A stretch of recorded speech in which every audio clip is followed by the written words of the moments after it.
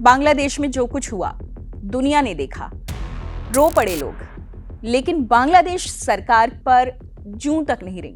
और अब इस पूरे मसले को आप यूनाइटेड नेशंस में लेकर गए हैं। इसके पीछे आपको वजह क्या दिखाई दी? हमारे समाज के ऊपर अत्याचार हो रहा है, तब आप उस वक्त क्या क्या कर सकते हैं? यह आपका दायित्व है, आपका सभी का धर्म है।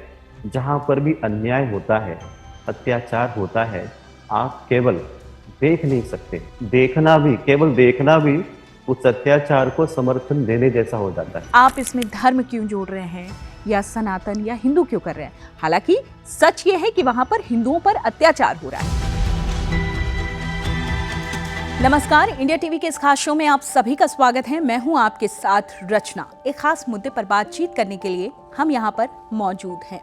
पिछले काफी वक्त से बांग्लादेश में हिंदुओं के खिलाफ जो कुछ चल रहा है, जो अत्याचार चल रहा है, उसे लेकर global spiritual leader Maitreya Dadashri ji पहुंचे हैं यूनाइटेड नेशंस। एक प्रपोजल उन्होंने दिया है ताकि बांग्लादेश के हिंदुओं की हितों की सुरक्षा की जा सके।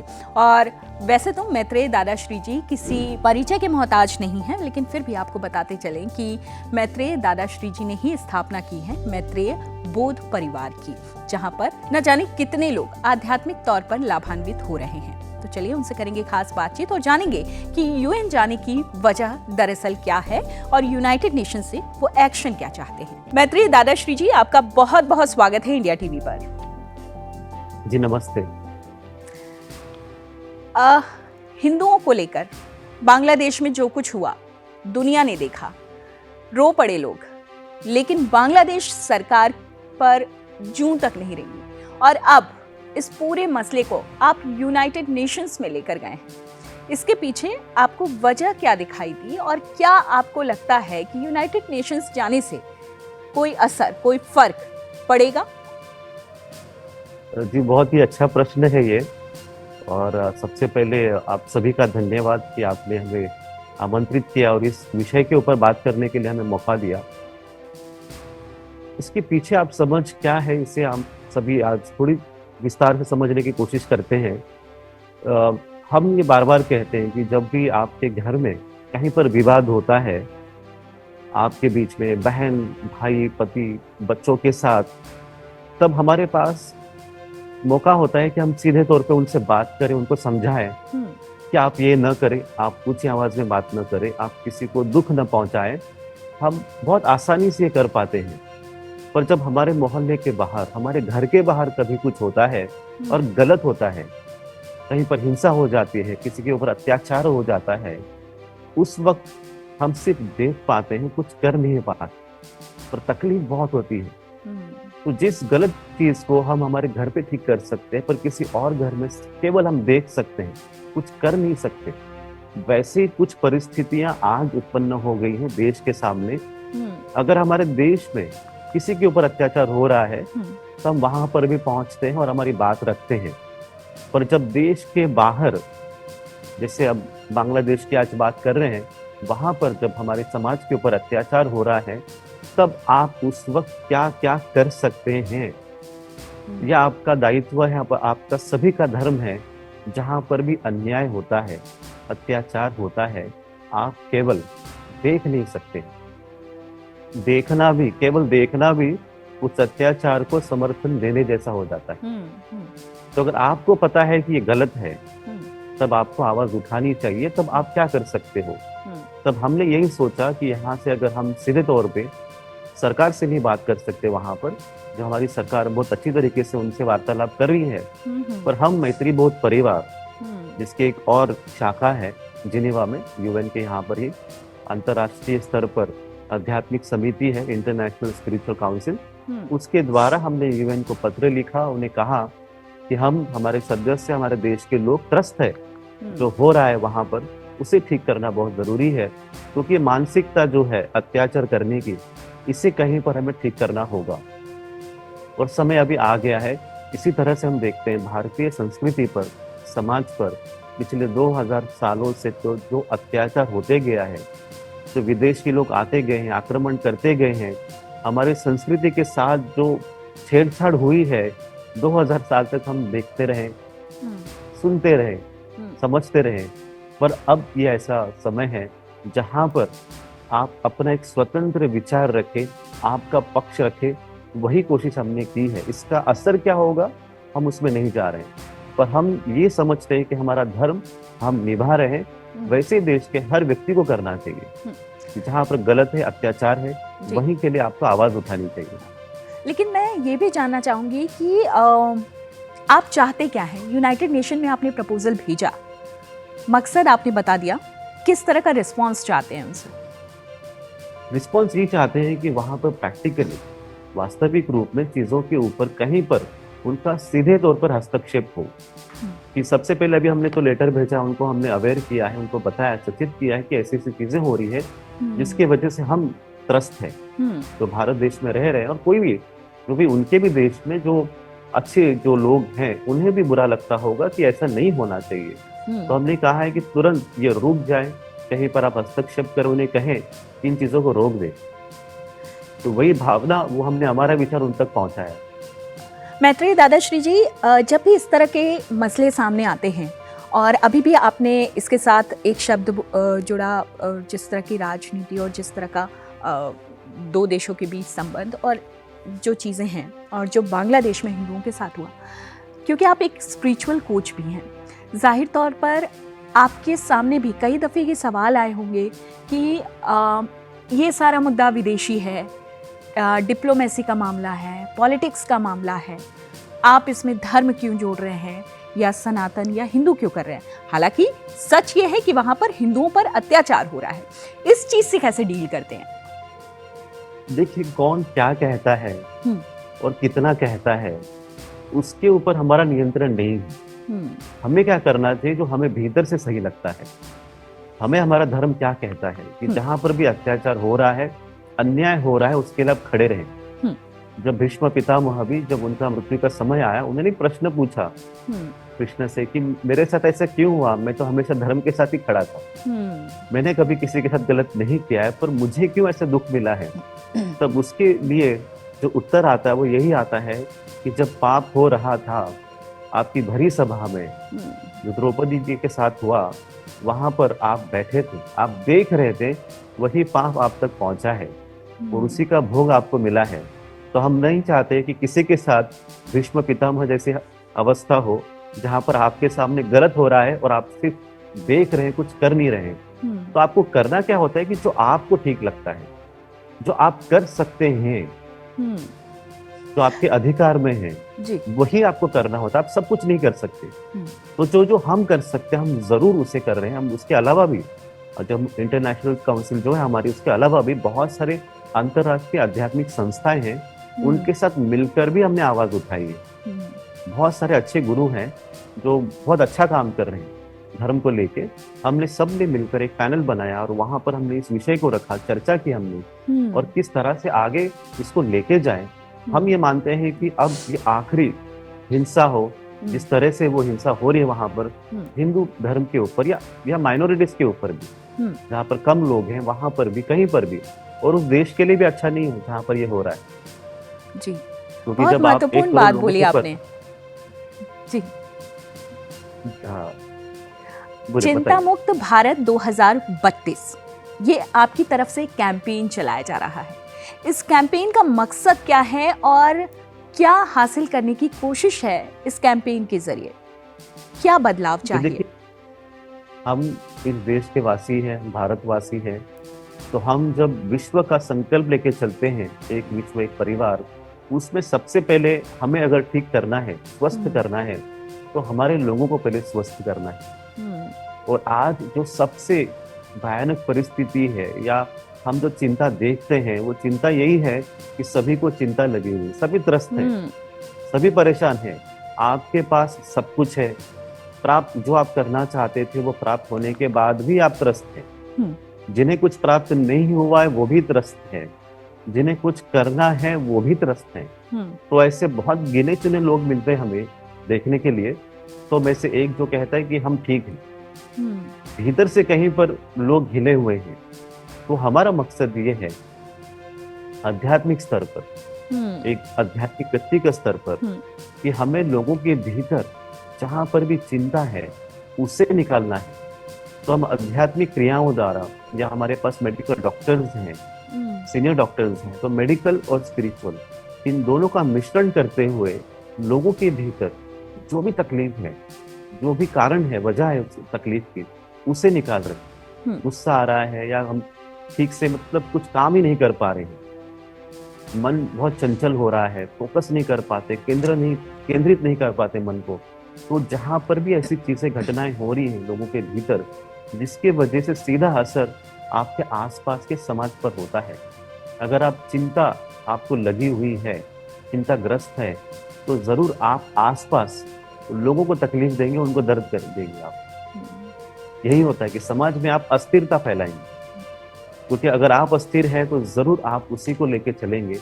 तो हमने पूरी कोशिश कर रहे हैं, प्रयास है हमारी तरफ से कि बहुत ठीक ठाक से, मैं खुद भी मेडिकल डॉक्टर हूँ और साथ में डॉक्टर्स जुड़े हैं और वरिष्ठ डॉक्टर्स हैं देश के, वो मिलकर आध्यात्मिक ज्ञान के साथ किस तरह से लोगों को हम समय के साथ 2032 तक मानसिक स्तर पर स्वस्थ करें, कि आपको लगे सब कुछ ठीक है, भीतर से लगे, तभी शरीर भी स्वस्थ हो जाएगा। मैत्रेय दादाश्री जी, ये जो वक्त है बहुत टफ है, बहुत मुश्किल है। खबरों से दो चार आप भी होते हैं हमेशा।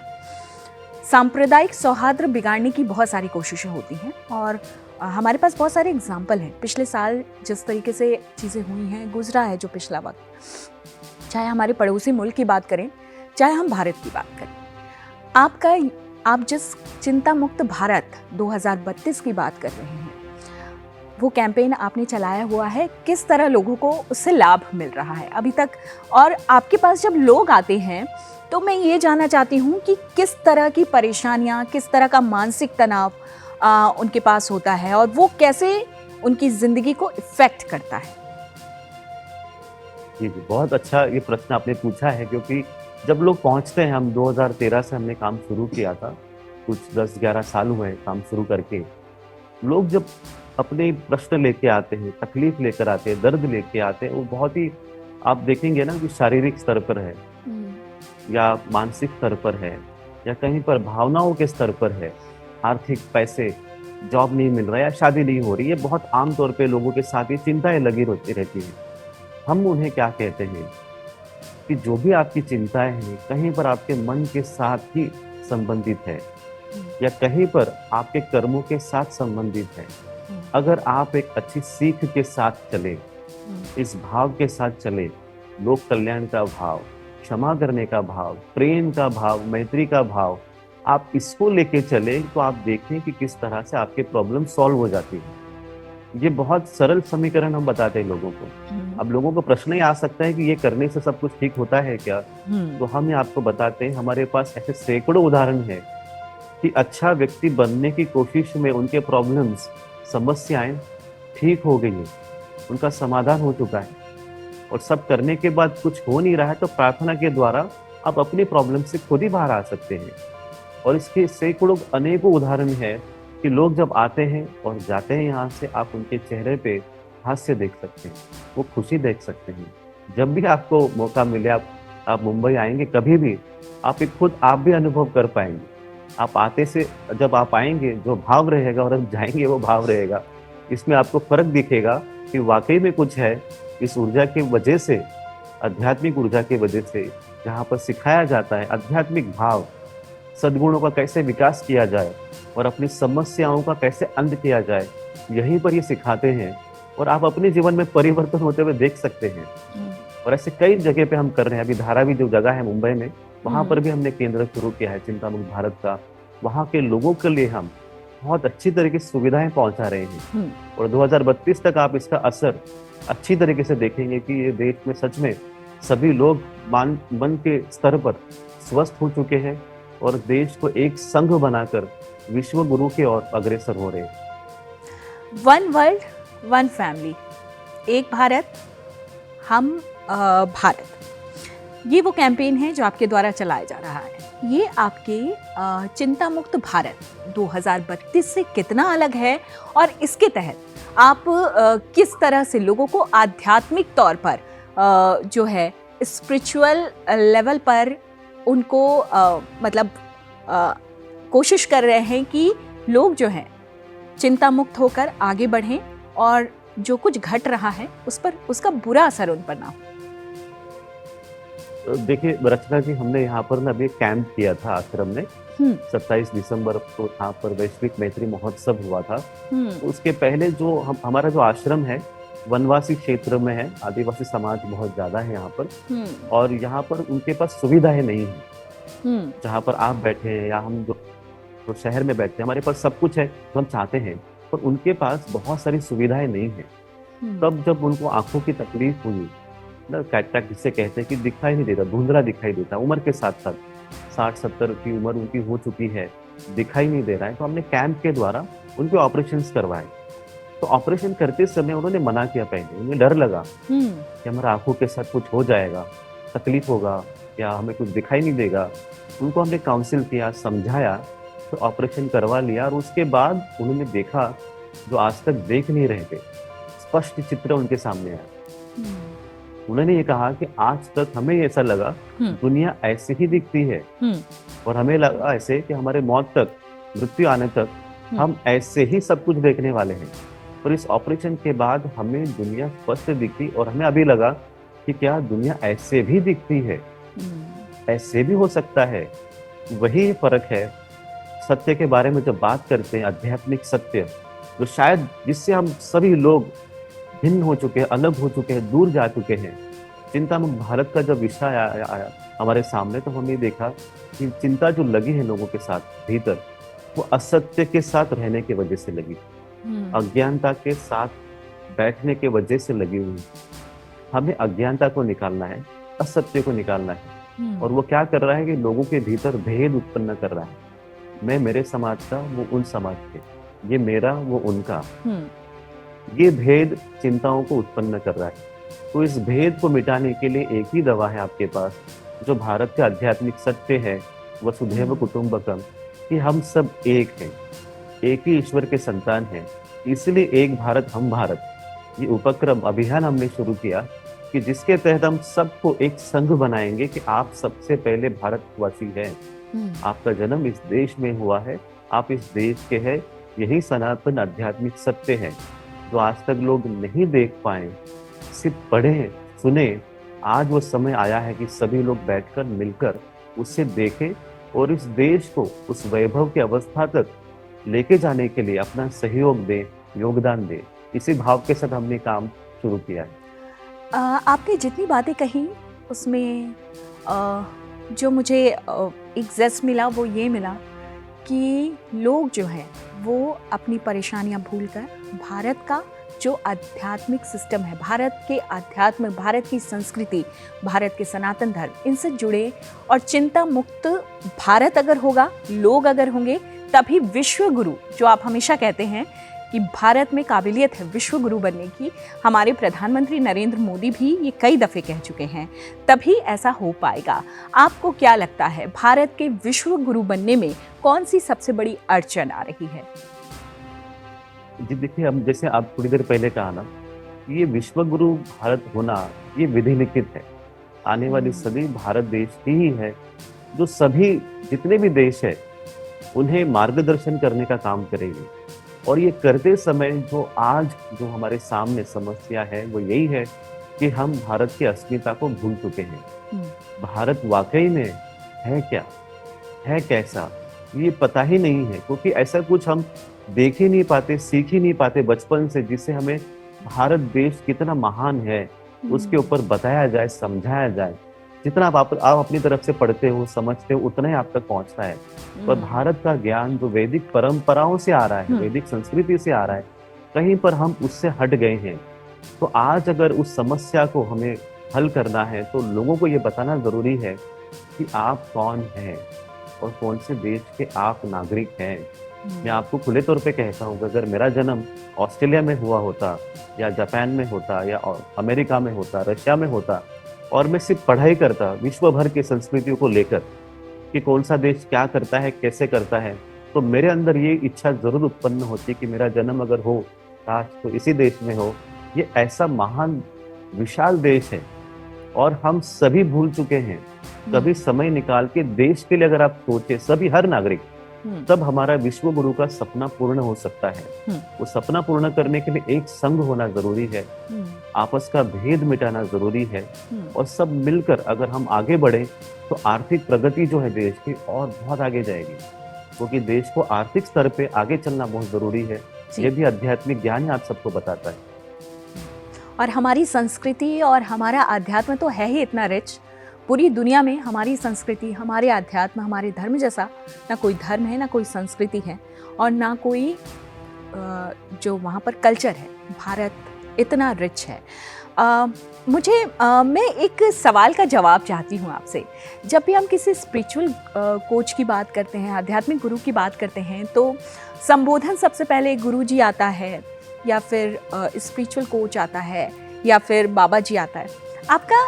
आपका जो संबोधन शुरू होता है मैत्रेय दादाश्री जी, ये मैत्रेय वर्ड जो है मैं जितना कनेक्ट कर पा रही हूँ मित्रता के बहुत करीब है, और ये वो रिश्ता है, कहा जाता है ऐसा मित्रता को लेकर, ये वो रिश्ता होता है जो धरती पर आने के बाद हम चुनते हैं। ये हमें ऊपर से बना बनाया मिलकर नहीं आता।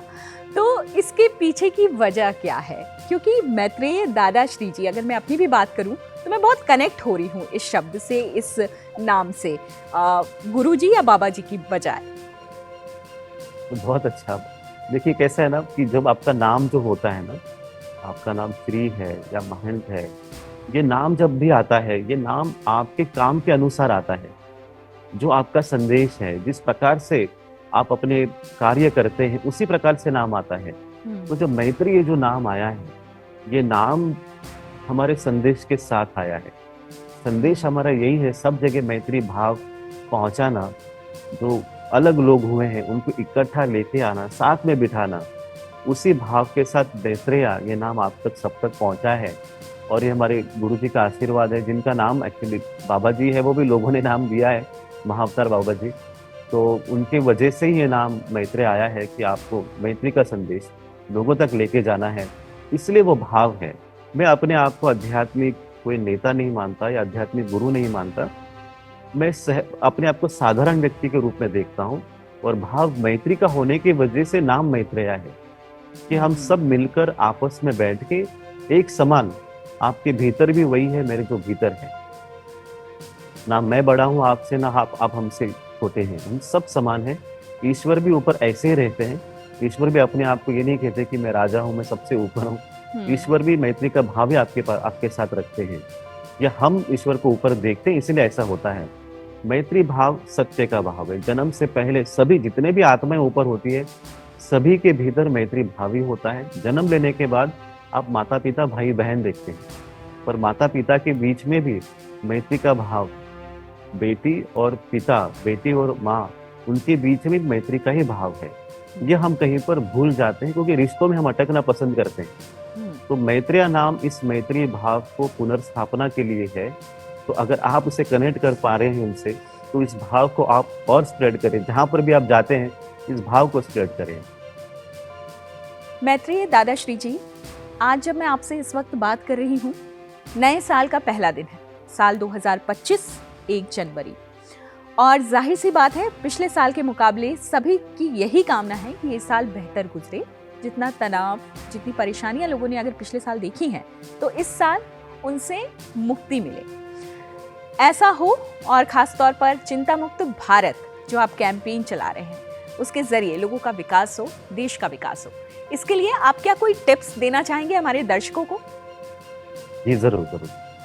अब देखिए, आप है ना, ये इस बात को समझना बहुत जरूरी है कि जो हो गया, जो इतिहास में हो गया, 2024 जो चला गया है, उससे हम भूल जाएं और आगे आने वाले समय को हम देखें। 2025 जो है, हम 2025, 26, 27 तीनों को एक साथ देख रहे हैं मैत्री बोध परिवार पर। आमतौर पर जो लोग हैं, जो सुन रहे हैं, 2025 बहुत सारे आपके लिए अपॉर्चुनिटीज लेके आने वाला है। बहुत सारे अच्छे मौके आपको मिलने वाले हैं आपके जीवन में आगे बढ़ने के लिए, सक्सेस पाने के लिए। कि मुझे एक अच्छा सिंगर बनना है तो आपको एक अच्छा मौका मिलेगा, या मुझे कुछ एक नया बिजनेस प्रपोजल चाहिए तो उसके लिए आपको लोग मिलेंगे, सही लोग मिलेंगे इस साल में। काम करने का जो स्पीड है, जो गति है काम करने की, वो बढ़ने वाली है। तो आप सबको मेंटली मानसिक स्तर पर तैयार होना होगा कि मुझे उस गति के साथ चलना है, उन मौकों तक पहुंचना है, ताकि मैं आगे बढ़ पाऊं। मैं आगे बढ़ता हूं तो मेरा जो मेरी फैमिली है, मेरे जो परिवार सदस्य हैं, वो उनको भी अच्छा महसूस होता है, वो भी आनंद उठाएं। आपके समाज का भी कल्याण होता है जब आप आगे बढ़ते हो। इसलिए आप सबको ये सोच के चलना होगा अभी कि मुझे कुछ अच्छा मिलने वाला है ये साल में।